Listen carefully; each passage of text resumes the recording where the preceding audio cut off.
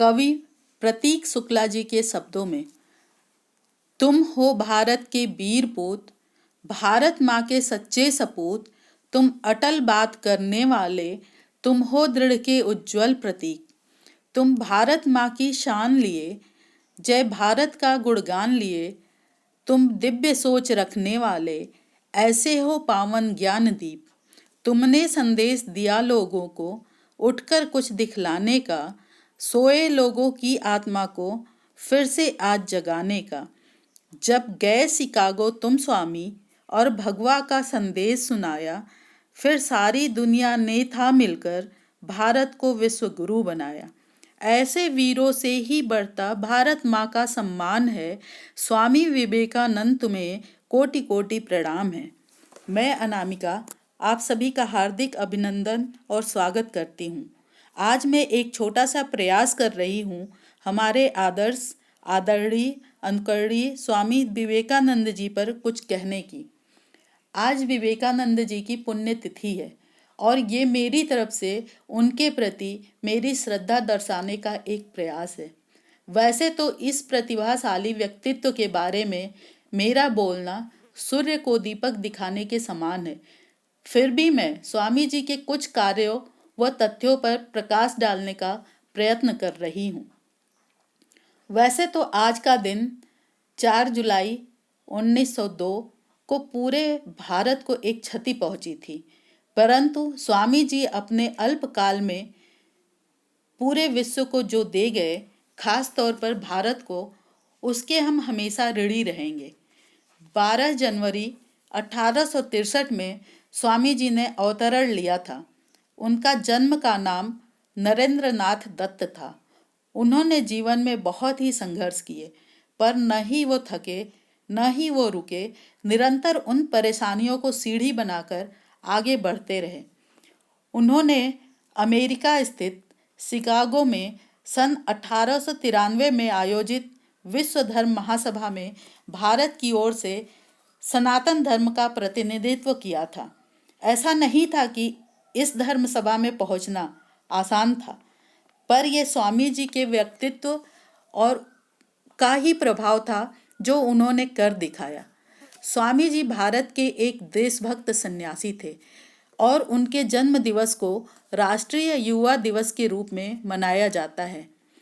जब स्वामी जी विश्व धर्म महासभा में मेरे प्यारे भाइयों बहनों का संबोधन किया तो पूरा हाल तालियों से गूंज उठा और उस सभा में भारत को एक नई पहचान मिली।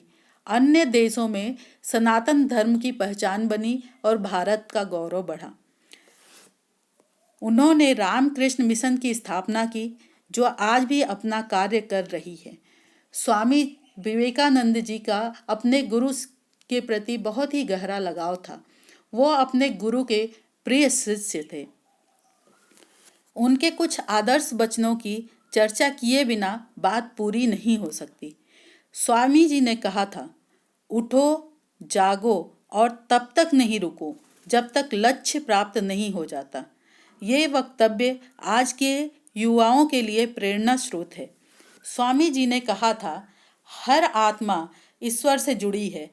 करना यह है कि हम इसकी दिव्यता को पहचानें। अपने आप को अंदर या बाहर से सुधार कर कर्म, पूजा, अंतर्मन या जीवन दर्शन, इसमें से किसी एक या सबसे ऐसा किया जा सकता है। वहीं उनके एक और कथन को लें तो उन्होंने कहा था कि एक विचार लें और उसे ही अपने जीवन का एकमात्र विचार बना लें। इसी विचार के बारे में सोचें, सपना देखें और इसी विचार पर जिएं।